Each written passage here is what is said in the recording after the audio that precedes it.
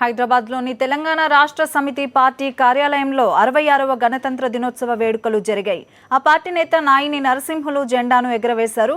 29వ రాష్ట్రంగా అవతరించిన తెలంగాణ రాష్ట్రంలో గణతంత్ర వేడుకలు జరుపుకోవడం సంబరంగా ఉందని ఆ పార్టీ నేత నాయిని నరసింహులు అన్నారు.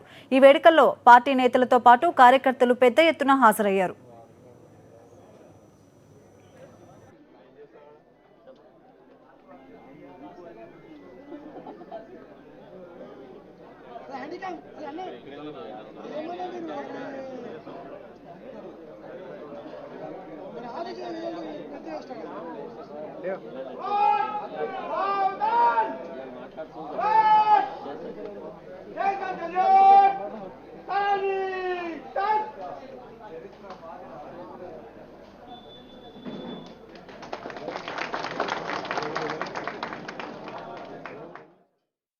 ప్రజానీకమంతా ముందుకొచ్చి తెలంగాణ కావాలని నినాదం ఇస్తే అప్పుడు కేంద్ర ప్రభుత్వం దిగొచ్చి తెలంగాణ రాష్ట్రం ఏర్పాటు చేసింది.